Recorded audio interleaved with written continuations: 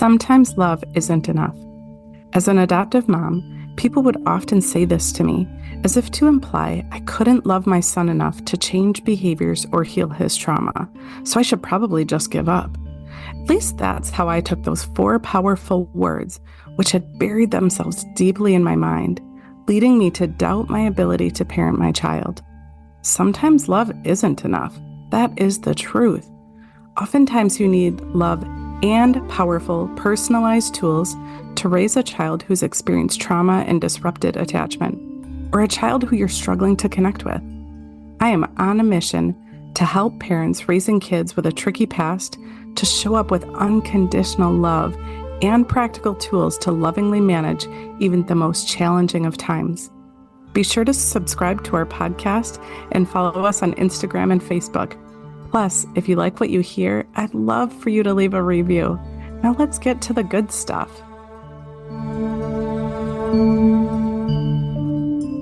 Welcome back. So I'm Angie. I'm the host here for this lovely podcast. And I decided that for today's episode, I actually wanted to just start explaining human design. I've touched on it a little bit and I've alluded to it, and I've talked about how really important it is in the work that I'm doing with my clients.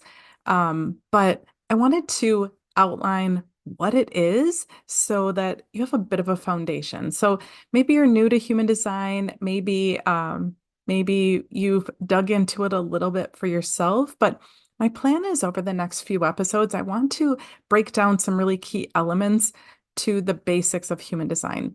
It can be a quite complex system, but here's my reason that I want to share this beautiful way of looking at who we are. I want to share it with you because, well, I've been a parent coach, an adoption coach in this space for a couple of years now. And I have seen tremendous growth and progress in the clients that I serve using mindset coaching principles, using all of my background in working with challenging behaviors, parent and child dynamics, the psychology, development. I've pulled all of these things together. And in case you haven't caught on, but I have a ridiculous amount of information and experience with trauma. But I always felt like there was something missing, at least most of the time. For some clients, it has gone so exceptionally well. After a bit of a learning curve, then they take off. They use the mindset tools, they use the developmental tools that I give them, and they put it into practice. But for many of the clients that I work with, it seems like there's this resistance or this barrier that gets in the way. And so actually, about 2 years ago, I was introduced to human design.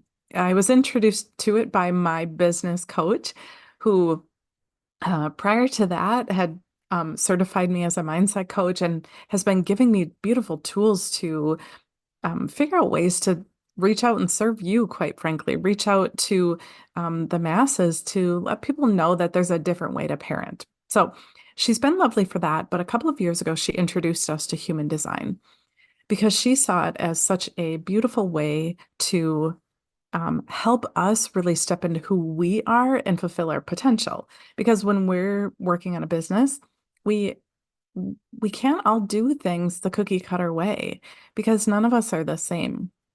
Well, so I've started to pull human design into my work with my clients, and I feel so convicted now that using a human design-based parenting plan is the most powerful way to change things in your home, to stop losing your you-know-what with your kids, to start connecting with them, to really see your kids for who they are, and to stop beating yourself up as a parent who we often feel like we're failing because we're not getting it right. Well, the reason you're not getting it right is because you're trying to do it the cookie cutter way. You're trying to do it the way that, maybe you learned at a seminar, or you learned going through some parenting classes, or your child's therapist told you to do it, right?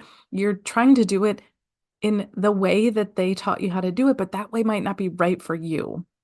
And so human design just helps us see you It helps us see your child. It helps us see how your energy interacts with their energy and can create a whole new dynamic where maybe your child's energy with the other parent's energy, or when you bring a sibling into the mix, right?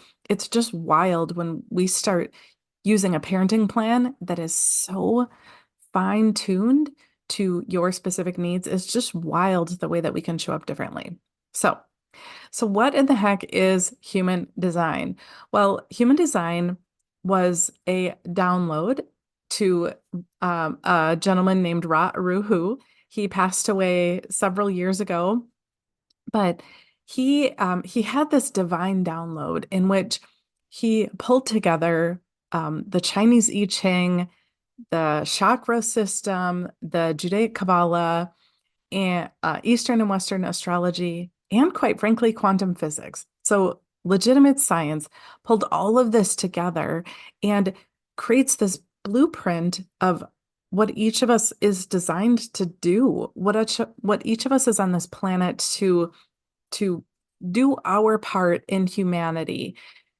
And I say that because we all have a necessary part. None of us were here accidentally. None of us are designed to be unhappy or suffer or to fail at life. We're all actually perfectly designed to fulfill our purpose. For some of us, that means that we have to go through certain challenges. So I said none of us are designed to suffer, but I do think we're all designed to have challenges in life. And when we learn how to tackle those challenges in a way that's aligned with our energy, that's how we move closer to our purpose. Even our perfect little kids, that beautiful baby that maybe you held in your arms if you were their biological parent, and all went well. But maybe you didn't get to meet your child on day one. But either way, your child was born with this blueprint, this perfect blueprint of who they are and what they're supposed to do in this world. So our human design tells a bit of a story. Nothing in our design is black and white. Nothing in our design is good or bad, quite frankly. Every element of our design has a more positive frequency or a higher level frequency to it and a lower level frequency. Every element does. So as I'm sharing things with you over the next few episodes, and really, quite frankly, moving forward, because this is such an integral part of how I operate, how I interact with my family, how I view people in my everyday life. I understanding human design has totally shifted the way that I interact with people, how I feel frustration, how I feel annoyed with people. It's fascinating, right? Because before understanding human design, I almost responded to people as if they were making a choice to do something that annoyed me. But now that, and not that people don't have choice in life, right? We have tons of choice. But now that I have such a deeper understanding about human design, when somebody does something that annoys me, I don't go to my old habits of thinking of like, oh, I can't believe they. And now instead, my mind goes to, oh, that was interesting. I wonder where that is in their design, which has totally shifted the way that I feel about the people in my life, the people I interact with, the people who I work with, the people who I live with. It has totally changed the way that I look at everybody. I have this just profound compassion for people because I don't I no longer look at people as making choices in that way, in choosing to be bad.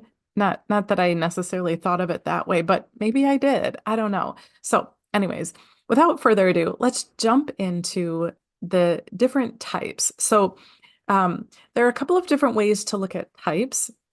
At the very simplest way. So, everybody has a type. There are 5 different types, but 2 primary categories of types. So one category is called a sacral type, and the other, or a generator type, and the other category is a non-sacral or a non-generator type. So at that very simplistic level of looking at the types, that means that some people, actually about 70% of the population, are generator types, meaning they're here to do the work of the world. So we're going to dig into that a little bit deeper. But then 30%, approximately 30% of the population is not here on this planet to physically like do a lot of work every day. They don't actually have the sustainable energy to do it. And so I want you to keep that in mind as you're looking at your kids, you're looking at your significant other, you're looking at maybe your coworker, that not all of us are designed to work a 40-hour a week job. Not all of us are designed to have the sustainable energy to parent full time. Not all of us are designed to um, have sustainable energy in the same way. And so let's just start with that level of compassion that we're all so incredibly different, and we are not all here to fit into the mold of what we were taught, right? Many of us were taught that, once you get to a certain age, it's your job to go out into the world and make money or to be a stay-at-home mom and take care of the kids. But what if you're not designed that way? So we're going to go through the types, and I'm going to try to share some key insights that I find really fascinating while also trying to keep it practical and know that you're listening to this and not necessarily watching a video or following along with slides. I do inside my coaching program. Those are things that I do in there is, I have visuals to go with things so that my clients can really stay on top of, taking notes and understanding what they want to integrate. So I'd love to chat with you if that's something that feels right for you. But for the sake of this podcast, I'm going to talk about the different types now. So the first one I want to talk about is the manifester type. So it's called manifester in traditional human design. In the program that I was trained in through Quantum Human Design, it's called the initiator. So this specific role, this type, is not a generator type, so does not have that consistent, sustainable energy that I mentioned a few minutes ago. The manifester type, instead of having a consistent energy source that's theirs, they instead have an internal nonverbal creative flow. Think of it like sources flowing through them and guiding them to the next right thing to do. Which means these are the people who may struggle with telling you what they're doing. They feel this pull, this nudge, this, I don't know, sense that they need to do something or create something or go somewhere. And they might not think or want to disrupt their flow by telling people what they're doing, which can be challenging in relationships and can be especially challenging for parents. As parents, when we're trying to teach our kids to, not run off in the grocery store or not go out into the backyard without asking permission, that can be really challenging. What we do know about manifestors, I am not one, so I'm sharing what I've learned and some experiences as I've been meeting people.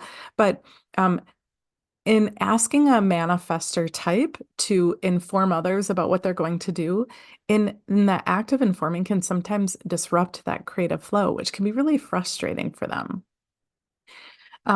When we're talking with manifestors, it's really important as our kids get older, or even at that toddler stage, when they're able to answer questions, it's really important as we're communicating with manifestors that we ask them open-ended questions. So asking things like, what would you like to play today? Or I'm wondering what you'd like to do when your friend comes over, instead of saying, do you want to go outside with your friend, right? Asking open-ended questions, not asking our manifestors yes/no questions, because a yes/no question is actually designed specifically for those who have that sacral, which is that generator type, where our manifestors don't have that. So when we ask them yes/no questions, we're not actually getting to what's right for them. We're getting their head actually to answer the question. We'll talk about that in a little bit. So, as a manifester, for when we think about our kids, it's really important that when they're playing, we encourage them to explore. We encourage them to experiment and to not necessarily have such rigid ways of playing. And so, if, for example, you get them a set of magnet tiles where, they're designed to be, used for building. Well, if their creative flow is encouraging them to, I don't know, make them into uh, t tiles on the wall or to make them as dinner plates for their baby dolls or whatever there might be, really encouraging our manifestor children to explore is really important. The manifestors are here really to push the limits, to test and see what's available to all of us. And so it's just so important when we have manifestor kids and also the manifesting generator type to allow them to follow that creative flow and to not limit their flow. Of course, when we think about our little ones, we have to limit them from safety. But I can tell you, living with a manifesting generator, so that's kind of a combination type of the manifestor and the generator, is that even at a very, very young age, this manifestor energy type that has that flow can really feel like they're being shut down when they're not allowed to follow their flow. And so, as parents, as people guiding parents, the more that we can let that manifestor type follow their flow, as long as they're safe, the more that we build their sense of self-worth, the more that we build their sense of empowerment, which can be a real struggle for a manifestor type, actually, as feeling empowered can be a real struggle. And a big part of that is because society isn't ready to let kids be the ones doing all of the exploring. There, of course, are parts of society that are totally ready for that, but you think about a manifestor going to school where kids are expected to sit and learn for such a long period of day and they're expected to follow the rules. That can be really hard for a manifestor type. A couple of other things to know about that manifestor type is um, to oops, sorry. I want to make sure that I'm following my notes so I don't miss anything. But it's really important for that manifestor type to encourage them to inform you about what they're going to do and to really actually not teach them to ask for permission because they have this inner flow that most of us don't. 70% of us don't have that flow. And so well, that's not true. Manifesting generators do, but most of us don't, right? And so allowing them to follow that creative flow and to see what they learn from that is really important. It is important then to make sure that they know where the safety boundaries are. That's our job as parents to keep our kids safe. Let them know where the boundaries are, but try your best to allow them freedom within those boundaries. It's also really important to know that our manifestors, although they can seem very active for periods of time, they don't have access to sustainable, consistent energy.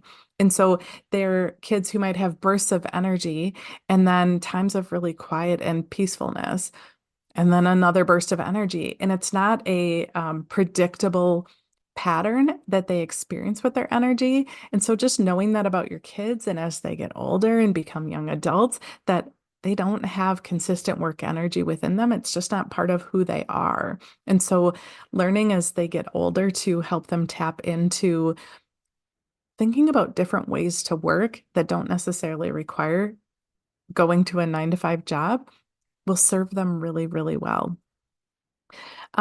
It is important um, for us as parents to really help our manifestor kids feel really capable. So the more that we can encourage them to try to do things on their own, really encourage them to follow that flow, that will help them feel more capable, more empowered, as I said.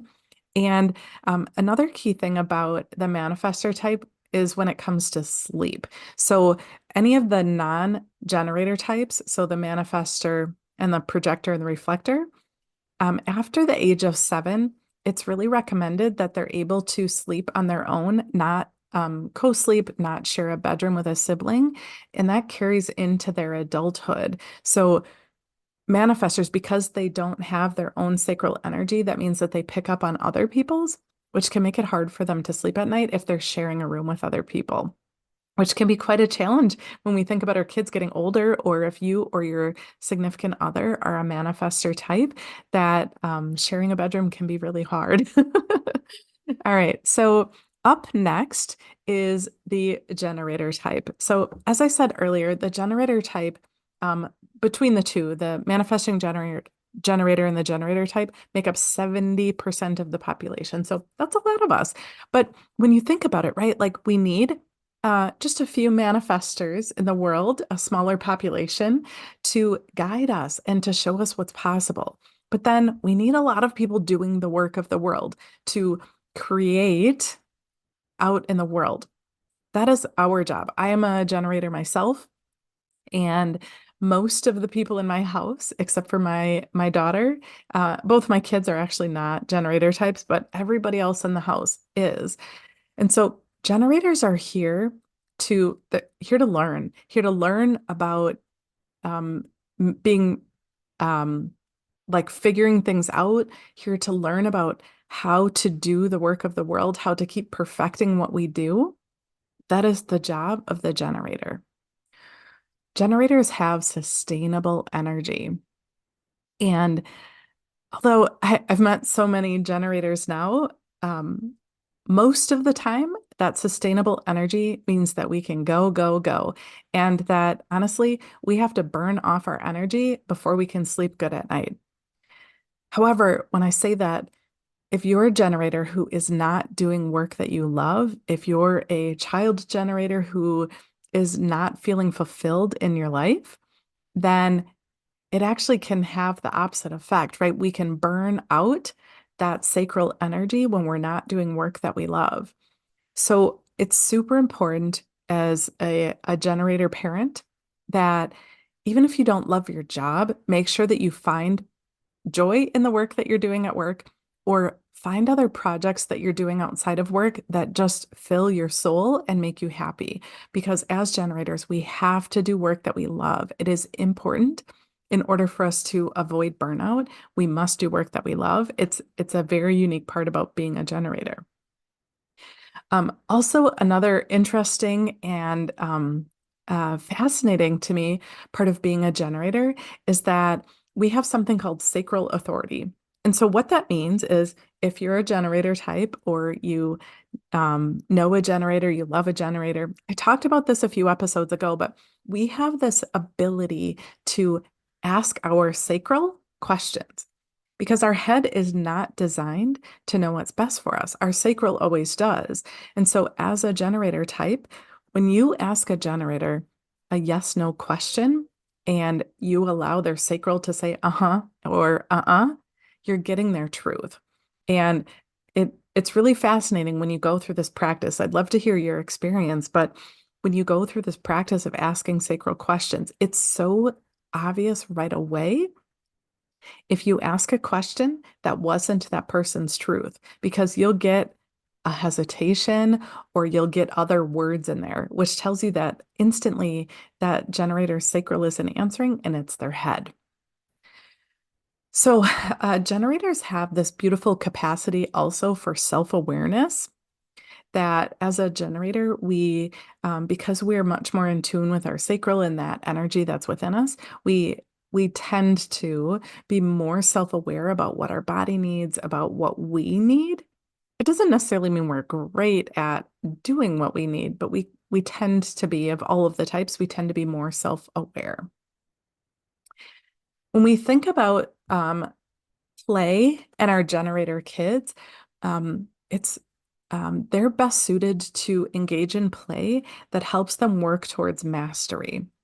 Like I said, a generator's job purpose is to master things, to become masterful in understanding how things work, in completing tasks. And so when we start at young ages, giving them tasks or games or activities that help them learn how to be masterful. So, back to the example about the magnet tiles, a generator child might be more likely to want to figure out how to put them together to build a big extravagant house, where the manifestor child might be more likely to do something else silly and creative with them. And again, it doesn't mean it's not that black and white. It doesn't mean that generator kids aren't creative or manifestor kids don't build things, but in general, a generator's play theme for a child is about learning how to master things, how to get great at things, how to, learning how to play games and learning how to put things together, how to take things apart. That's the play theme. A couple of other key notes about the generator type is that it with generator kids and adults, it's really important to wear out that sacral. I already kind of said that, but I think a lot about in working in the child development realm, which is what I've done my entire career, is that there's a lot of input out there about the best routine to get your child to fall asleep at night, right? Like a calm, peaceful space and, read a book to them and give them a bath and brush their teeth and all of these things. Well, I can tell you in my own experience, having two generator children in the house, that oftentimes doing a calming routine before bedtime isn't what helps calm them down to go to bed. What helps them the best is actually wearing them out right before bed. So playing chase and tag with a 2-year-old right before bedtime might seem counterintuitive to some parenting experts, might seem counterintuitive to a parent who's parenting a child who's not a generator type. But for some kids, that's what they need. They sleep so much better, at least in my home, and with other families that I've been sharing these tips with, is that not every strategy is perfect for every kid. Some kids have all kids have such unique energetic needs. It's not a want. It's not this would be a good idea, but this is their need. They need to burn off that energy. Um, so, uh, so that's an important tip about sleep. I had mentioned about the manifestors that they are best suited to not sleep with others, but generator types, because they have that defined sacral, it doesn't really impact their sleep in the same way when they maybe share a room with a sibling or co-sleep with parents. It doesn't have that same impact on their ability to quiet their body down at bedtime. So, um, but wearing them out can be really key to good restful sleep. And the other key thing when we think about our generator kids, or like I said, yourself or other people in your life, is that because it is the design of the generator to become masterful at things, it can also the emotional theme of a generator is to feel frustrated because we want to figure things out. We want to be great at things. And when we hit a plateau, like we've learned all we can learn, or we've excelled at what we can excel with that particular skill, when we feel frustration, it's easy for a generator to quit. And so, but if we quit before it's our time to quit, before we've learned everything that we're supposed to learn, we can be left feeling really frustrated or feeling like we didn't quite finish what we were here to do. So, just something as you think about raising generator kids or loving a generator is really supporting them and not forcing by any way or by any means, but really supporting your generators in your life that you love to um, consider sticking with something or asking their sacral if it's time to quit, right? Like, don't let their head quit a project or a task or a job. Don't let their head do the quitting. Ask their sacral so that they're doing what's right for them at the right time in a way that feels aligned with them. All right, so on to the next type. So the next type is called the manifesting generator, which I alluded to a little bit. And so the manifesting generator is a generator type first and foremost. So the manifesting generator has that consistent work energy in them, but they do also have this internal nonverbal creative flow. And so the manifestor's job in the world, right? I said the manifestor's job is to get things started. The generator's job is to do the work of the world in kind of a predictable, routine, regimented way. Well, the manifesting generator's job is to find the fastest way, which sometimes can mean that the manifesting generator will skip over steps. They do things following their creative flow they have that consistent energy so they can go, go, go, go. And oftentimes, like I said, that manifesting generator type can get a lot of feedback from people in their life, especially when they're young, about that they're going too fast, they're being irresponsible, or they're not paying attention. The this energy type is one that can look really similar to perhaps like an attention deficit or being impulsive, but it's their energy. It is how they're designed to learn and grow and experience and contribute to society. They're here to learn how to do things faster. And so sometimes they're going to skip steps. Sometimes they have to go back and redo some of those steps, but oftentimes they don't.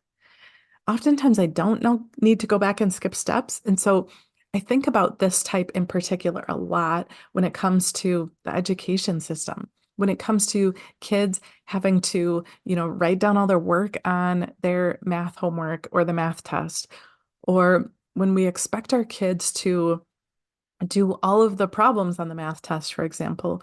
Well, the manifesting generator type is likely to not write out their work. They're likely to skip over the problems that maybe they were moving so fast I didn't even notice it, or maybe they were, so excited about the next thing, or whatever it might be, right? And so if if we understand what our kids' energy needs and we really take a step back and evaluate, did it really matter if they skipped a couple of steps? Did it impact the outcome? What is the purpose, right? Really questioning, why do we need our kids to take all of the steps if they still can come to the same conclusion? So just something to ponder as you're thinking about raising a manifesting generator, or maybe you know one, love one. Um, it's also really common for the manifesting generator type to multitask or be the idea of like spinning many plates all at the same time. That is so very common for the manifesting generator type. And what that can often look like is that somebody with this energy type can be working on lots and lots and lots of different things, and many of them won't ever get finished. And back to saying that it, as a manifesting generator, often at a young age, kids can get a lot of feedback about skipping steps, about going too fast, and also about not finishing things. But this energy type actually needs to be working on quite a few different things at the same time in order to burn off all of that excess energy so that they really can use their energy to complete the things that they're supposed to. So, again, as we're thinking about giving feedback to our kids, our loved ones, our coworkers, if they're a manifesting generator type and they're starting projects and they're not finishing them, or they're really struggling to, that they seem to be, I say struggling, that's not even the right word, right? They're skipping over steps. Perhaps take a step back and really evaluate for yourself. Are these things that matter, right? Like, did they need to finish all of those projects, or really was it a beautiful way for them to burn off that energy? Um, the I had mentioned that both of the generator types have that defined sacral. And so when when interacting with somebody, or if you are somebody who's a manifesting generator type, that sacral is first, right? Like that sacral knows what you need. But it's really important for this manifesting generator type to learn the practice as much as it doesn't feel natural to them, but learn the practice to inform. So what does that mean? It means that their inner creative flow is guiding them to do things, and their sacral is giving them the energy to do those things. But it's important to maintain relationships that manifesting generator type learn how to say, hey, I'm gonna go run to the grocery store, or I'm going to take care of this project, or I'm going to start a new project, or whatever it might be. To learn that practice of informing can be so incredibly powerful and can then leave the manifesting generator feeling more empowered, more capable, and more loved, right? When they're not feeling so frustrated and feeling like they keep doing things wrong. As far as play themes for the manifesting generator, it's really important for a manifesting generator to explore, but also to learn how to be masterful at things, to learn how to become great at things because that is what their energy is designed to do. All right. Mm. A couple of other things about the manifesting generator that I don't want to forget to say, but same as a generator, they can get really frustrated and quit, or they can get hung up on trying to fix mistakes if they feel like there's this pressure to fix what they didn't do or they skipped over. Um, they they do need boundaries because, especially because of that manifester part of them, giving them boundaries so that they know where they have the freedom to follow that flow and then where that line is that they really shouldn't cross. It's really important that we help our manifesting generators feel empowered, feel capable. And it's also really important that we understand. I didn't really mention this when we talked about the manifestors, but that type can feel angry. That's the emotional theme that lets us know that things are off track. With the generator, I mentioned it's frustration, right? Like feeling like you're stuck at a plateau or things aren't moving forward or you've done what you can do. That frustration comes from that. Well, with the manifester type and the manifesting generator, um, that can come with the emotional theme of anger. And that anger comes from disrupting that flow. That anger comes when the manifester feels like they want to just go, go, go and follow their flow, and they feel like their creativity has been disrupted. So, so when we're parenting our manifesting generator type, just to continue to encourage them to follow their flow. And if we see them feeling angry, to take that as a note to step back and say, like, okay, how can I help them feel more aligned with who they are? How can I help them feel more capable, more empowered?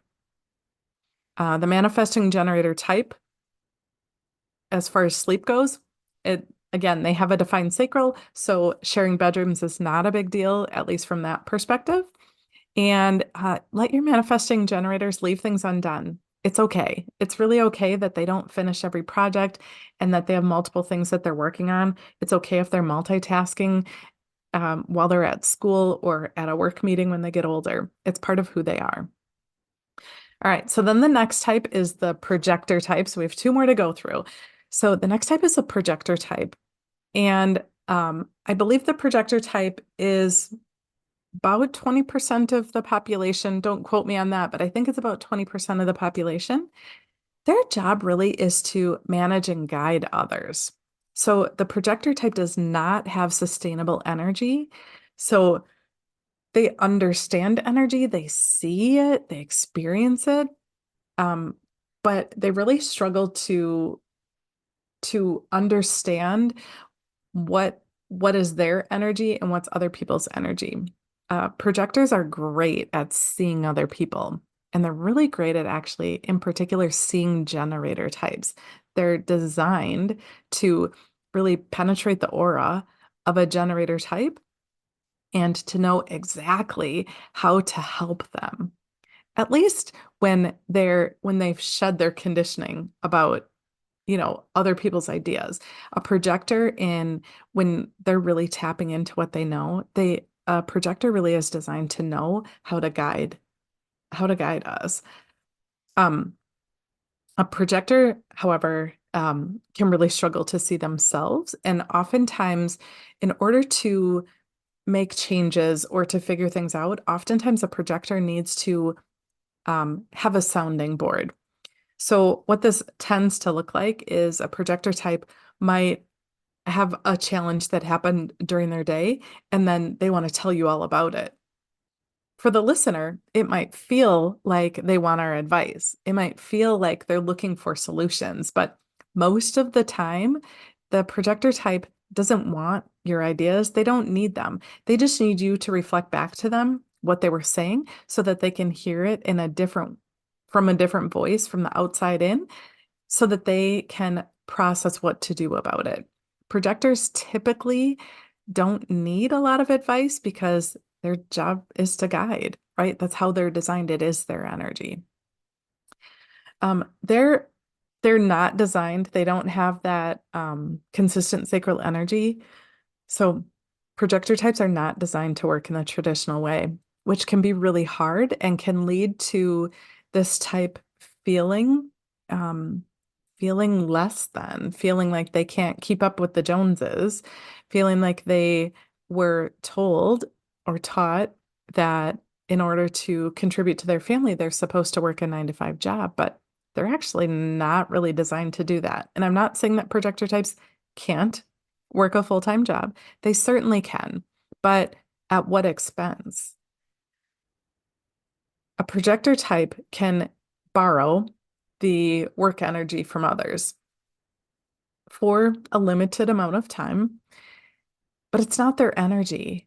And when they do so, they really can deplete themselves, leaving a projector type feeling really bitter and burnt out. So if your child is a projector type or you love a projector type, to find ways to support the projectors that you love, to support them in helping them really tap into what their special gifts are, to really see what we all need to do, to allow them that space to share what they know and to try to eliminate our expectations really in society in general, to really limit our expectations that everybody's supposed to work in a certain way because we're not. I assure you, long before I knew about human design, it was very clear to me that not everybody is designed to work a full-time job. Many people are, but some are not. And it's not a bad thing. Somebody has to know where we're supposed to be going. Somebody has to know how to guide us. And it's not the generator's job to do those things. It's the projectors. So, however, as a projector, and as you're raising a projector, often what it can look like, right? So this energy knows what people need to hear. But when that knowing isn't invited, it can hurt, quite frankly. It can be painful. It can be insulting.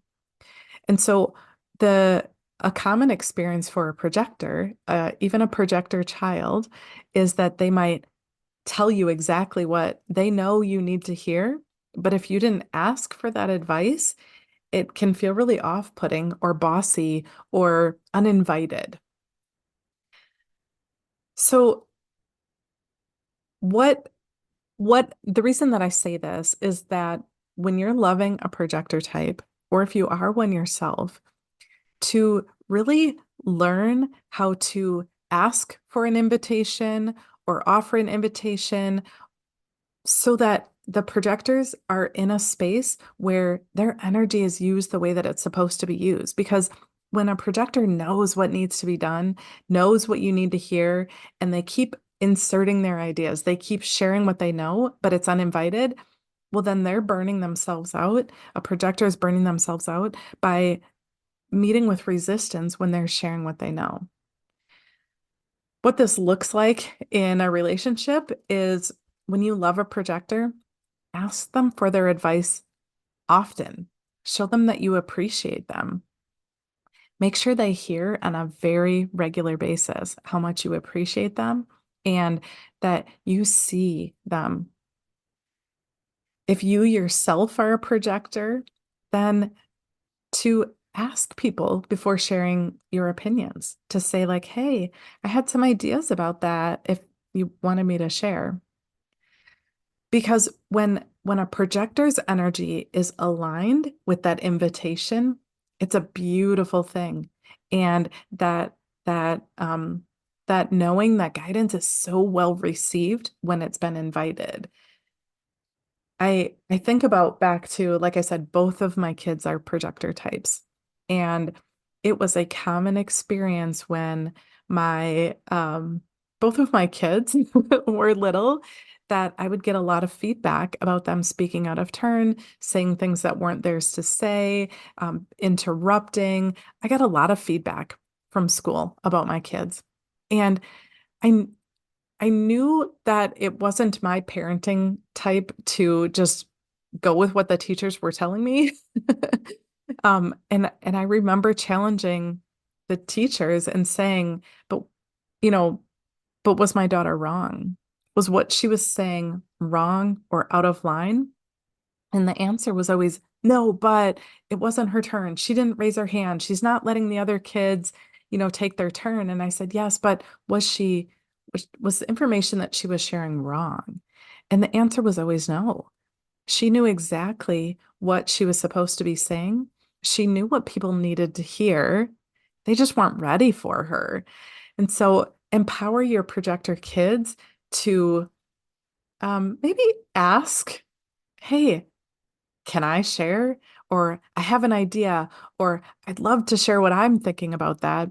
Teach them some of those phrases so that they're not met with so much resistance because they have such a beautiful gift. And if you don't have a projector in your life, I strongly recommend that you go out and make some friends and find somebody who's a projector because it is so incredibly powerful to see myself through a projector's eyes. It's so incredibly powerful to get the guidance from somebody with that type of energy. And and I love the interaction between a generator and a projector, right? Because I am here to do the work and tell me what to do, and I'll do it, and I will do it until I master it. And I'll try not to get frustrated along the way. And I'll try to ask for invitations or try to ask for your insight so that I can keep moving forward. It's such a beautiful relationship between a projector and a generator. Um, like I said, the each of the types has its own emotional theme, and for the projector type, it's bitterness. And that bitterness, I look at it as twofold. One, that bitterness comes from sharing ideas without the invitation and then getting rejected and feeling really bitter about like, why didn't you take what I was sharing with you? You needed to hear it. That can leave a projector feeling really bitter. And the other part of the bitterness is that projectors do not have consistent energy to share with the world. And so that bitterness ends up creating this force field around them that keeps other people out, right? Imagine what that is like when you're interacting with somebody and they've had enough, they've expended all of their energy. Being bitter and shutting people out quick is a great way to preserve their energy. So if you love a projector, um, allow them time to learn what they're good at, allow them time and play to know and experiment with what they know that maybe other people don't know. So even from a very young age, you can start asking your projector kids, hey, what do you know about so and so that maybe they don't know about themselves?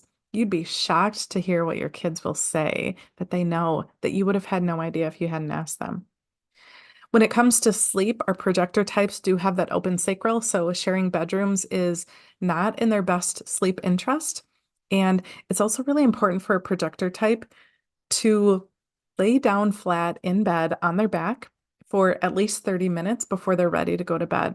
So give them a book or maybe some pictures to look at, but really encourage them to lay flat on their back for a good chunk of time before it's actually time to go to bed, that this will help them get the most restful, rejuvenating sleep based on their energy type. It's also really important as you're loving a projector to really teach self-value.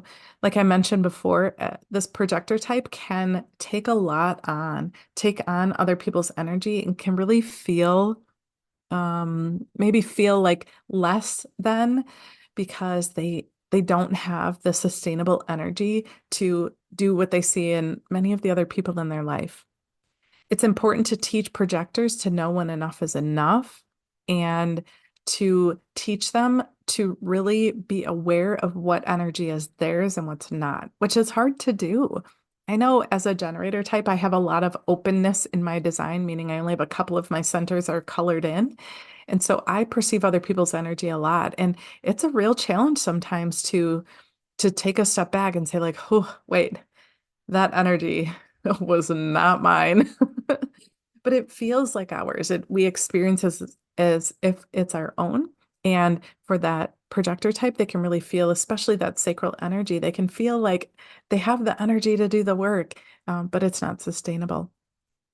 It can be challenging for projector types to make and keep friends because like I said, they're designed to tell you what you need to hear. But in making friends, that can be a hard way to make a new friend, right? If you're being a little bit too blunt about what somebody needs to hear, it can be really challenging to make and keep friends. So really supporting your projector kids in helping to support friendships and helping them with the tools that they need to relate to other kids in a way that works well for them. All right, so the last type. So the last type is called the reflector. So the reflector, I mentioned this kind of a little bit, and we're going to go into this in more detail, but the reflector type has a completely open energetic design, meaning of the 9 centers on their human design body graph, they don't have any of them colored in, they're all open, which can sound scary because anywhere we have openness, we experience other people's energy. And so when I'll never forget when I first was sharing with a family that I work with that their child is a reflector, the response was a bit of a like, oh dear, what does that mean for them? If they're completely open, they're perceiving other people's energy all the time. Well, a little bit about the reflector type is their purpose is to reflect the health of their community. Their purpose is to really be a bit of a mirror about what's happening in the bigger community around them, bigger than just their home community. This can, when we think about our kids, this can be reflective of what's happening at school, what's happening in your neighborhood, but bigger than themselves, which can seem like a big burden to bear. But this reflector type also comes with some really amazing gifts that none of the rest of us have. So the reflector type is only about 1% of the population. They are a bit of a unicorn, very rare. And so the the reflector type, while they don't have their own sustainable energy, they can be quite a powerhouse because they have this ability to pick up on all kinds of different energy to get things done. And so they can really power through, projects or jobs or whatever it might be in a way that's different than a projector and a manifestor type. So they don't have their own consistent energy, but they can actually really power through things.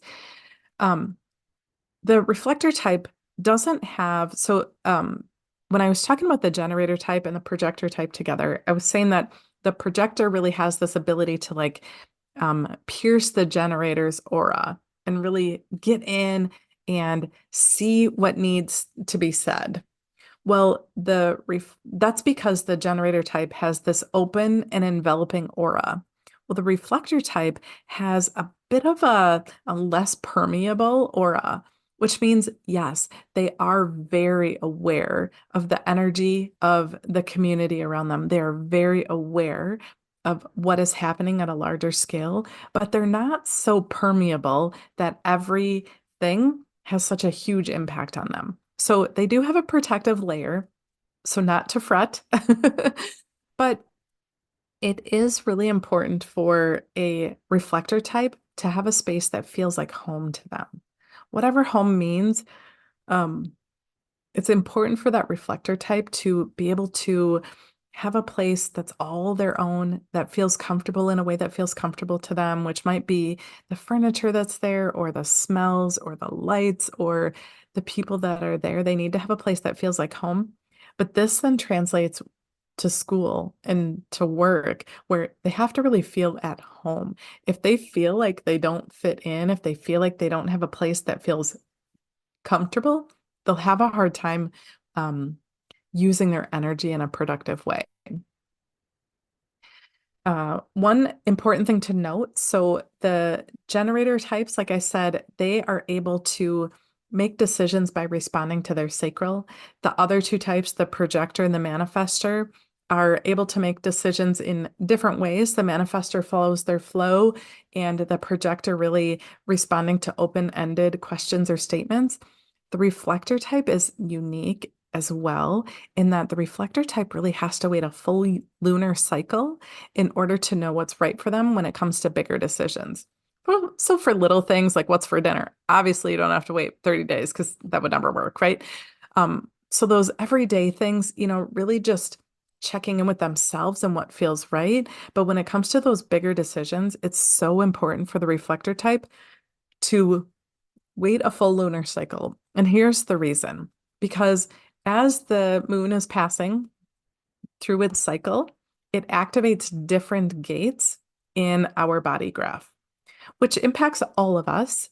But it is through these activations for a reflector that gives them a more definition, more clear understanding about what their body needs.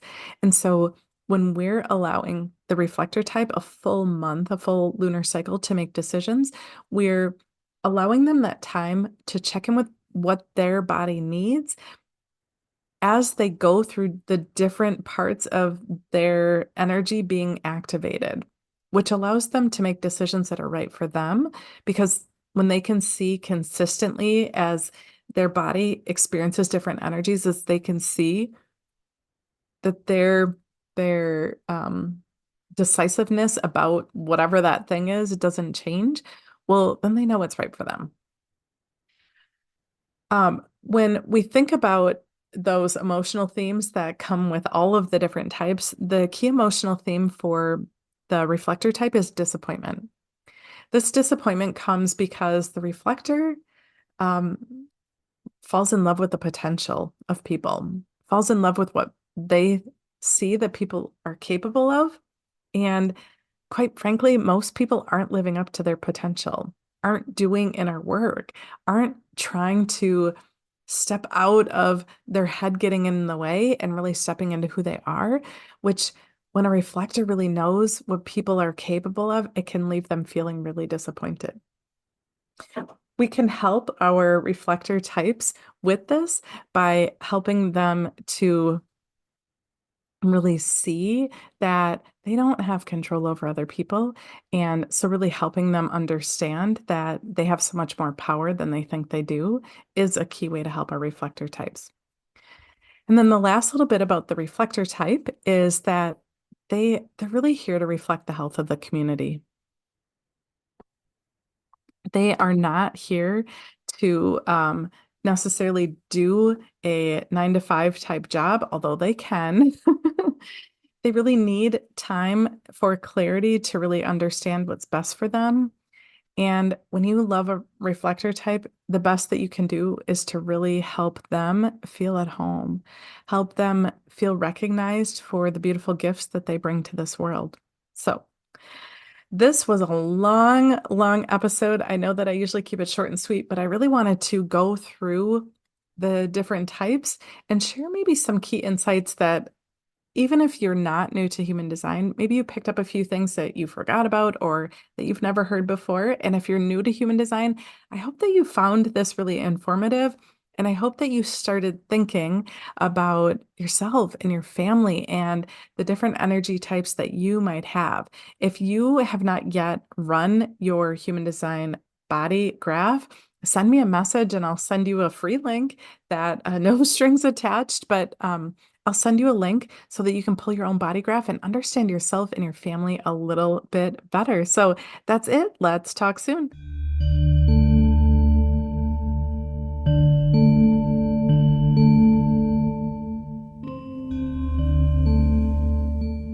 I hope that you found this episode so incredibly powerful.